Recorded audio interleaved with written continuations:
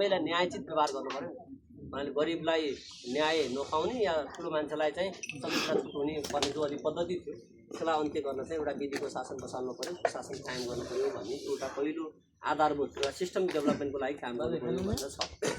दोस्रो कुरा भनेको चाहिँ फेरि पनि अब मान्छेलाई चाहिँ चाहिन र सेवा प्रवाह आजको मितिमा वडा कार्यालयदेखि हजुरले मालपोत कार्यालय या यातायात कार्यालयमा जानुभयो भने पनि कोही पनि सहज रूपमा सेवा प्रवाह छैन।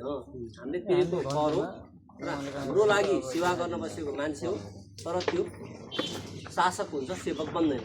त्यसलाई चाहिँ किन भएन भन्दा फेरि पनि त्यो जोडेर गयो भने यहाँभित्र दलीय सङ्गठनहरू होइन अनेक किसिमको चाहिँ तपाईँको चाहिँ संरचना छ नि त जसले गर्दाखेरि चाहिँ फेरि पनि त्यहाँ सेवा प्रवाह नागरिकले भनेको जस्तो पाइरहेको छैन।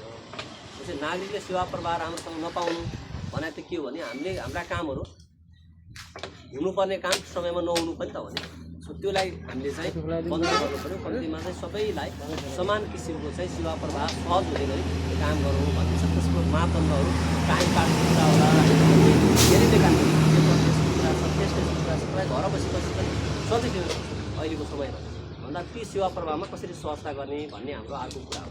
र तेस्रो पार्ट र सबैभन्दा महत्त्वपूर्ण पार्ट भनेर चाहिँ फेरि पनि स्वदेशमै अवसर सिर्जना गर्नु पर्यो। किनभने अहिले हजुरको उमेरको मान्छेहरू कतिजना दाइबाहरू विदेशमा हुनुहुन्छ होला मेरो उमेरको मान्छेहरू कतिजना विदेशी हुनु भएको छ होला र किन विदेशी हुनु भएको छ भनेर घुमाइफेर आयो भने पनि फेरि यही विगतको राजनीतिक प्रणाली र त्यसभित्रको पहुँच हुने र पहुँच नहुनेहरू या हुँदा खाँदा र हुने खानेहरू बिचको एउटा विभेदले जो समाजमा चाहिँ व्यवस्था त परिवर्तन भयो तर अवस्था परिवर्तन भएन।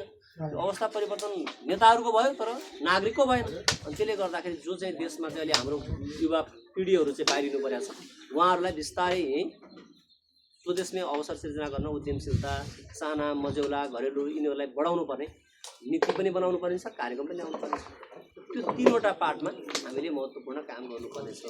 जब त्यो सिस्टम सेट भयो भने त विकास यो न्यायचित हुन्छ सबै मान्छेलाई समान अधिकारहरू पनि प्राप्त गर्न सक्छ भने हामीले सबैको एउटा अस्तित्व सबैको सामाजिक न्याय सामाजिक सुरक्षा सहितको कुरा गर्न सक्छौँ। सिस्टम अहिले नबनेको कारणले यो चाहिँ बद्रगोल हो यो व्यथित हो यसलाई चाहिँ कम्तीमा ब्रेक गरौँ। अब यहाँको प्रणाली राजनीतिहरू पनि त्यही छ हामीले विभिन्न पार्टीमा हामीलाई विभक्त गरिदिएको छ अनि फेरि हामीले मत हाल्दाखेरि मत हालिदिन्छौँ अनि एउटा पार्टी गएर चुनावमा जित्न जान्छ फेरि उही चक्र आइरहेको छ। अझ नोटले भोट किन्ने अभ्यास धेरै हाबी छ। सो त्यसको पनि अन्त्य गरौँ र एक किसिमले सुशासन चाहिँ केन्द्रदेखि तल गाउँसम्म चाहिँ बढाउँ भन्ने हाम्रो मूल मुद्दा यही हो।